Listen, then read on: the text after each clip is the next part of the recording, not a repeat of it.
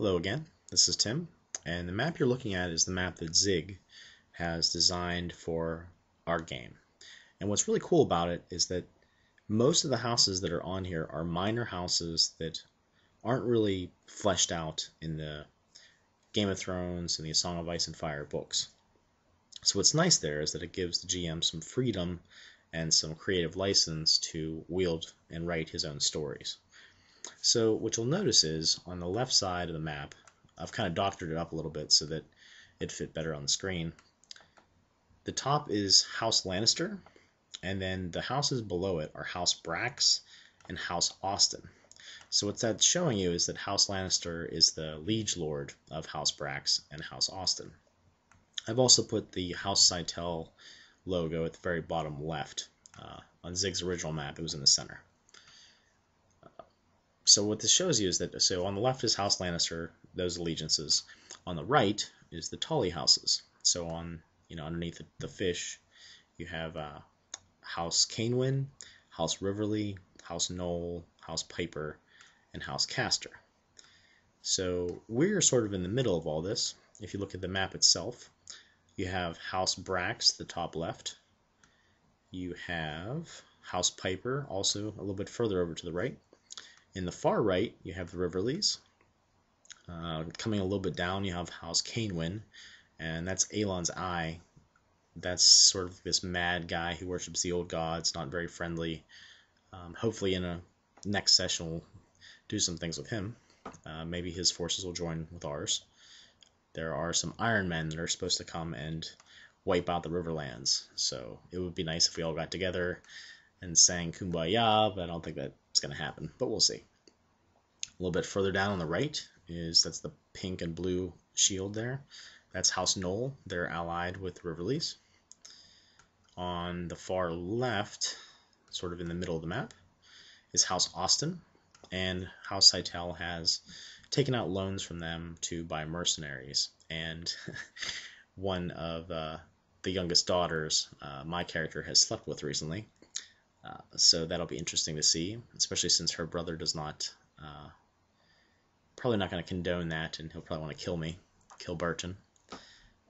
The green and black, that is House Cytell. It's the Fist on the Hill, and you'll see a bunch of hills in the middle there, sort of like the middle lower. So we have a nice defensible terrain. We have a castle. Below House Knoll on the right is the Casters, and we have a very strong tie with them. They also don't like the Riverleys and the Knolls, which were our heated enemies. They probably still are, but we're going to temporarily put that aside to fight off the Iron Men. Bottom left is the Bronze Tower. That's also House Austen.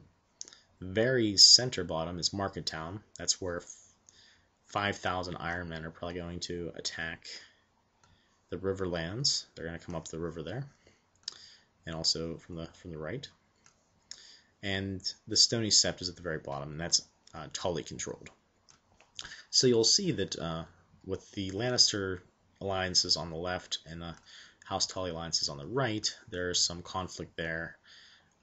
We're trying to woo over House Austen to come to our aid. Whether or not they do that or not will be interesting. I've said in character that the Austens could be hostages, even though they're our guests, in quote. So we'll see how that turns out. I'm not sure how well you can see this, but I tried to take a picture of my character's abilities. This is Bertin Cytell. He's the warden of House Cytell. He is the son of the Lord's brother. So Lord Roland and his wife have an heir. That's Brian, aka Lily. That's Rohir's character. And Bertin is the son of Roland's brother, so he is the cousin of Brian. If it would come down, like if the secret would come out that Brian is actually Lily, the house would probably go to Bertin, going by the rules of inheritance. So that's something interesting to think about if Roland dies and Brian dies, or secrets come out. So that's something that might happen. But I'm going to go through the abilities here. Bertin has an agility of 2, animal handling of 2, athletics 3, awareness of 4, and you'll see bonus dice. the way this system works is that you roll that number of d6s, and if you have a bonus dice, you roll an extra d6 and you drop the lowest.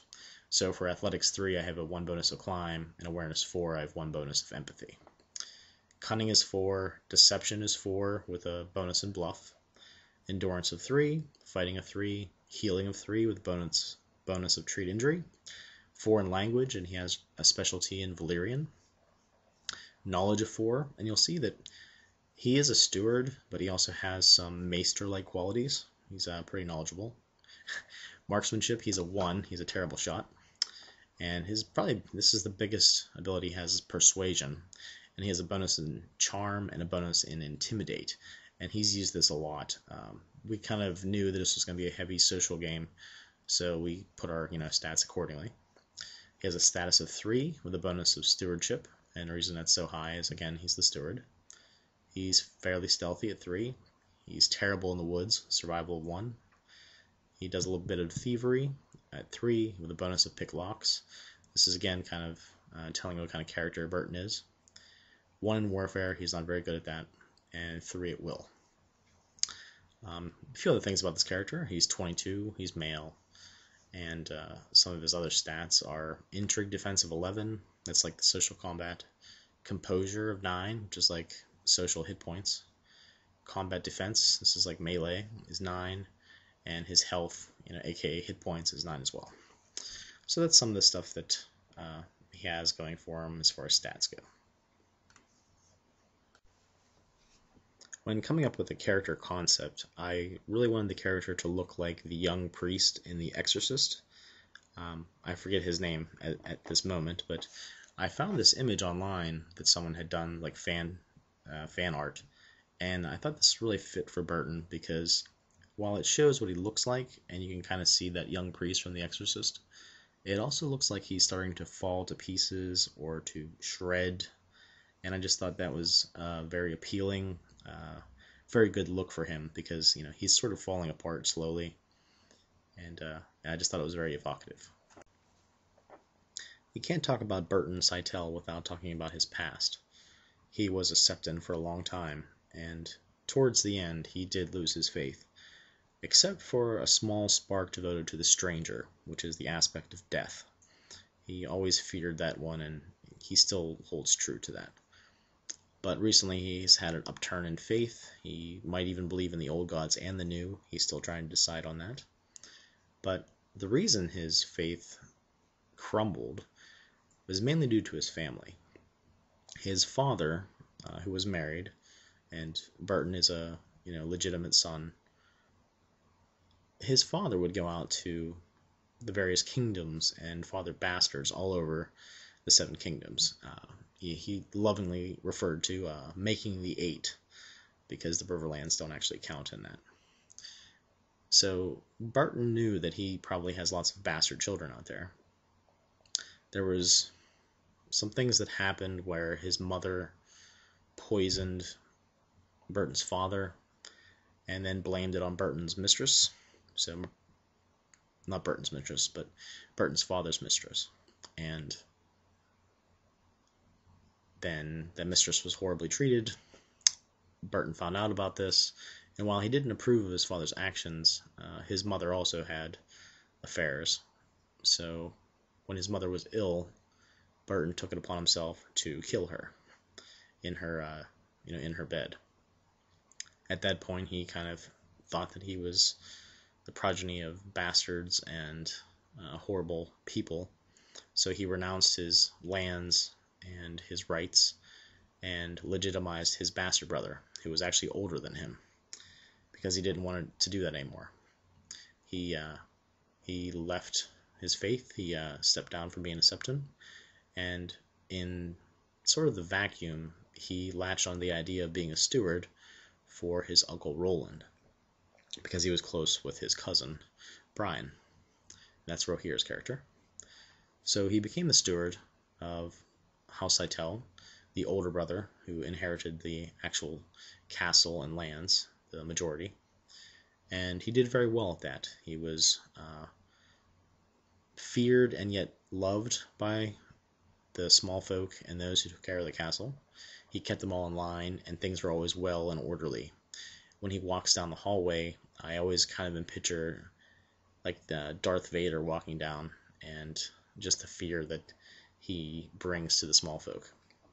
And I try to play that up when I'm role playing and using my voice.